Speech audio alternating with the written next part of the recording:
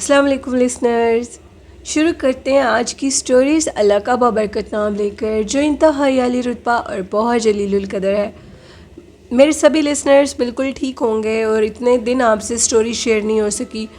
میرا گلا خراب تھا، فیور تھا، تو میں سٹوری نہیں شیئر کر سکی اپنے لسنرز کے ساتھ۔ اور آج میری طبیعت کچھ ٹھیک ہوئی ہے، اور میں نے سوچا میں اپنے لسنرز کے ساتھ آج سٹوری شیئر کروں گی۔ آج کی جو خوفناک کہانی ہے یہ ایک ریئل سٹوری ہے، ہمیشہ کی طرح ایک اصل خوفناک کہانی ہے، اور یہ سٹوری بھی سرگودا سے مظفر نے میرے ساتھ شیئر کی ہے، جو کہ کوٹ مومن میں رہتے ہیں، اور ان کی جو پھپھو ہیں وہ سرگودا میں رہتی ہیں۔ مظفر کہتے ہیں کہ میں آپ کے ساتھ اپنی پھپھو کے گھر کا واقعہ شیئر کرنا چاہتا ہوں۔ میری پھپھو جو کہ سرگودا میں محمدیہ کالونی میں رہتی ہیں، اور وہ ایک کافی اولڈ علاقہ ہے، کافی پرانا بیکورڈ ٹائپ کا، وہ کہتے ہیں کہ وہ جگہ گھر سارے ٹوٹ پھوٹ کا شکار ہے، ادھر کوئی مرمت کا کام نہیں ہے۔ تو میری پھپھو کو ایک گھر ملا جو کہ کافی زیادہ کم اس کا تھا خرچہ وغیرہ۔ انہوں نے اس گھر کو خرید لیا، اور خریدنے کے بعد وہ لوگ ادھر شفٹ ہو گئے۔ تقریباً وہ کہتے ہیں کہ وہ گھر بہت بڑا نہیں تھا، کافی چھوٹا گھر تھا، ٹوٹ پھوٹ کا شکار تھا۔ پھپھو کے پاس کچھ اپنے پیسے تھے جس کو انہوں نے اس جگہ پر سیو کر لیا، اور کہا کہ کوئی ایسی ٹکانہ جگہ ہو جہاں ہم لوگ رہ سکیں۔ پھپھو ادھر شفٹ ہو گئی، ان کے بچے وہ سب کے ہسبینڈ، تو وہ کہتے ہیں ادھر ان کے گھر میں ایک مخلوق کا بسیرا تھا جو کہ وہ جانتے نہیں تھے، کیونکہ کم ایجوکیشن ہونے کی وجہ سے لوگ اس چیز کو نہیں مانتے کہ یہ مخلوقات ہیں یا نہیں۔ آج کل تو پڑھے لکھے لوگ بھی نہیں مانتے، لیکن انہوں نے نہ کسی سے مشورہ کیا، نہ کسی مولوی کو بلایا، اور انہوں نے اس گھر کو خرید لیا۔ اس گھر کے اندر ایک چڑیل کا بسیرا تھا۔ وہ کہتے ہیں پہلے دن جب ہم لوگ ادھر شفٹ ہو گئے سامان لے کر سارا، تو چھوٹا سا صحن تھا جس میں ہم لوگ سوئے ہوئے تھے۔ میرا بیٹا اٹھ کر واش روم میں جانے لگا تو کیا دیکھتا ہے کہ واش روم کے اندر ایک عورت کھڑی ہے جس کے چہرے کے اوپر سارے بال ہیں، اور وہ عورت میرے سامنے کھڑی ہے۔ اس کو دیکھ کر میرا بیٹا اس قدر ڈرا کہ چیخنے لگا، اور ہم لوگ بھی سب جاگ گئے، اور ہم نے کہا کہ تمہیں کیا ہوا ہے؟ اس نے کہا کہ ادھر ایک عورت کھڑی ہوئی تھی جو کہ غائب ہو چکی ہے۔ ہم لوگوں نے کہا تم نیند سے اٹھے ہو، شاید تمہیں کوئی غلط فہمی ہوئی ہے۔ اس نے کہا بالکل بھی میرا وہم نہیں ہے، میں نے ایک عورت کو دیکھا ہے جو کہ ادھر ہی تھی، اور اب میری آنکھوں کے سامنے سے وہ غائب ہو چکی ہے۔ ہم لوگوں نے کہا ٹھیک ہے، پھر کچھ نہ کچھ تو ہوگا اگر تم نے دیکھا ہے۔ انہوں نے بتایا کہ اب نیکسٹ ڈے تھا، میرے ہسبینڈ اپنے کمرے میں تہجد کی نماز پڑھ رہے تھے۔ وہ کہتے ہیں ہمارے کمرے کے بالکل سامنے شیشہ لگا ہوا ہے جہاں پر بچے تیار وغیرہ ہو کر اسکول جایا کرتے ہیں۔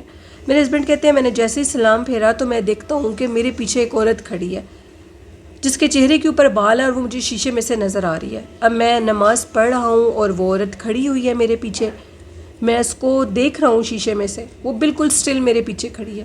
میں نے اپنی نماز کو لمبا کیا اور درود و سلام پڑھنا شروع کر دیا۔ میں نے دیکھا کہ فجر کی اذانوں تک وہ عورت میرے پیچھے کھڑی رہی ہے، اور تب تک میں بیٹھ کر درود شریف پڑھتا رہا۔ میں نے اس عورت کو یہ شو نہیں ہونے دیا کہ میں اس کو دیکھ چکا ہوں۔ اب میں یہ نہیں جانتا کہ اس کو یہ پتہ ہے یا نہیں۔ اذانوں کی آواز آئی اور وہ عورت غائب ہو گئی۔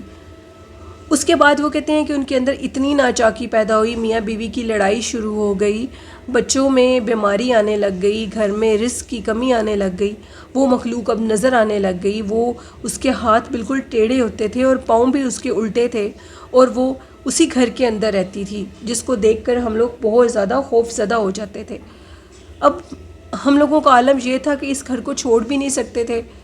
ہم لوگوں کے حالات تو پہلے ہی اتنے اچھے نہیں تھے، بڑی مشکل سے اس گھر کو خریدا تھا، اب اس گھر کو چھوڑنے کے متعلق تو ہم لوگ سوچ بھی نہیں سکتے تھے کہ ہم لوگ کہاں پر جائیں۔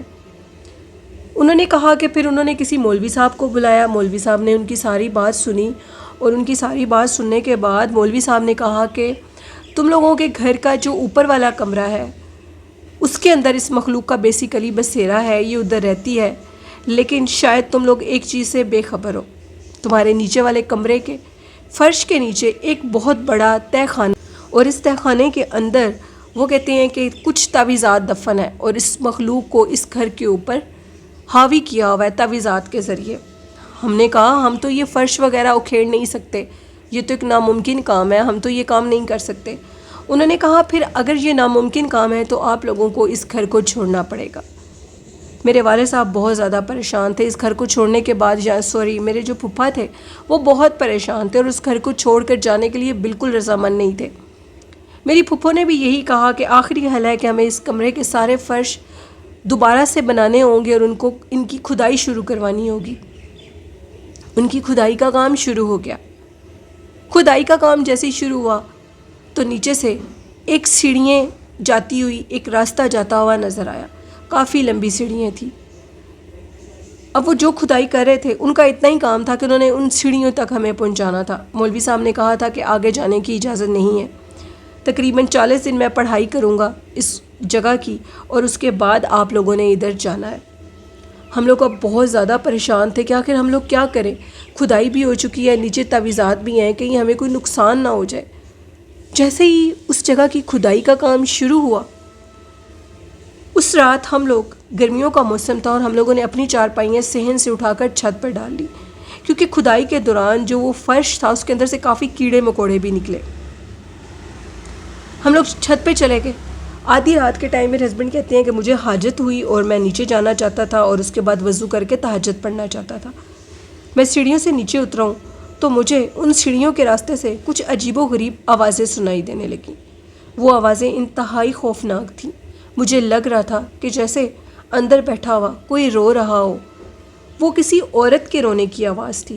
میں بہت زیادہ پریشان ہوا اور یہ دیکھنا چاہتا تھا کہ نیچے کون رو رہا ہے۔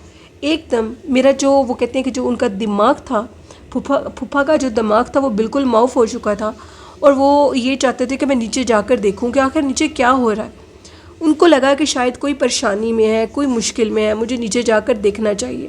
جیسے ہی انہوں نے نیچے جا کر دیکھا، سیڑھیوں سے نیچے اترے تو ان کو پیروں کے بل بیٹھی ہوئی ایک عورت دکھائی دی۔ وہ عورت انتہائی خوفناک تھی۔ اس عورت کو دیکھنے کے بعد پھپھا کہتے ہیں کہ میرے جو ہاتھ پاؤں تھے وہ کانپنے لگے۔ ابھی میں پیچھے سیڑھیوں کی طرف بھاگنے ہی لگا تو مجھے میرے پیچھے ایک اور خوفناک شکل کی عورت دکھائی دی جو کہ انتہائی وحشت ناک تھی۔ مجھے لگا تھا کہ آج میری زندگی کا یہ آخری دن ہوگا۔ پھپھا ادھر ہی سیڑھیوں میں گرے اور بے ہوش ہو گئے۔ کافی دیر ہونے کے بعد جب وہ اوپر نہیں آئے، ان کے گھر والوں نے سمجھا کہ شاید وہ وضو کر کے نیچے ہی نماز پڑھنے لگ گئے ہیں۔ ان کی مسز کو، جو میری پھپھو تھی، ان کو جب کافی اب ٹائم ہو گیا اور ان کو اب یہ چیز ٹھیک نہیں لگ رہی تھی تو انہوں نے کہا اپنے بچوں سے کہ تم لوگ میرے ساتھ چلو، نیچے سے جا کر دیکھتے ہیں کہ آخر تمہارے ابو ابھی تک کیوں نہیں اوپر آئے۔ ہم لوگ نیچے، یعنی میری پھپھو لوگ نیچے گئے۔ انہوں نے جا کر سارا دیکھا تو ادھر کوئی بھی نہیں تھا۔ وہ کافی حیران ہوئے، واش روم میں بھی نہیں ہے اور گھر میں بھی وہ نہیں ہے تو وہ جا کہاں سکتے ہیں، دروازے کو بھی لاک لگا ہوا ہے اندر سے۔ اچانک سے میرے بڑے بیٹے کو یہ لگا کہ جیسے ابو ان سیڑھیوں سے نیچے اتر کے گئے ہیں۔ میرے کزن نے اپنے امی کو کہا کہ ہمیں ابو کو نیچے سیڑھیوں سے دیکھنا چاہیے۔ امی بہت زیادہ ڈر رہی تھیں۔ انہوں نے ہاتھ میں ایک ٹارچ پکڑی اور وہ نیچے گئیں۔ نیچے جیسے وہ اتر کے سیڑھیوں سے گئے، وہ کافی لمبے، وہ کہتے ہیں کہ وہ سیڑھیاں تھیں، تو ابو ہمیں بالکل سیڑھیوں کے آخر میں گرے ہوئے دکھائی دیے اور اندر سے مسلسل رونے کی آوازیں آ رہی تھیں۔ وہ آوازیں انتہائی وحشت ناک تھیں۔ میں ان آوازوں سے ڈر رہا تھا۔ میری امی بھی ڈر رہی تھیں۔ مظفر کہتے ہیں کہ اس کے باوجود میرا کزن نے ہمت کی اور اپنے ابو کو بڑی مشکل سے ہوش دلائی اور ان کو اٹھا کر اوپر لائے۔ پیچھے سے وہ کہتے ہیں مسلسل رونے کی آوازیں تھیں۔ اس تہہ خانے کے اندر اس قدر منحوست تھی کہ آپ لوگ سوچ بھی نہیں سکتے۔ ہم لوگوں نے یہ فیصلہ کر لیا کہ ہم لوگ بالکل بھی اس تہہ خانے کو آگے سے اور کھدوانے کے متعلق نہیں سوچ سکتے۔ میرے ابو جب ہوش میں آئے تو انہوں نے ساری بات ہمیں بتائی اور کہا کہ ادھر 2 خوفناک مخلوقات کو میں نے دیکھا ہے۔ ایک وہ جس کو میں نے تہجد کی نماز میں اپنے پیچھے کھڑے ہوئے دیکھا تھا، اور ایک عورت اور ہے۔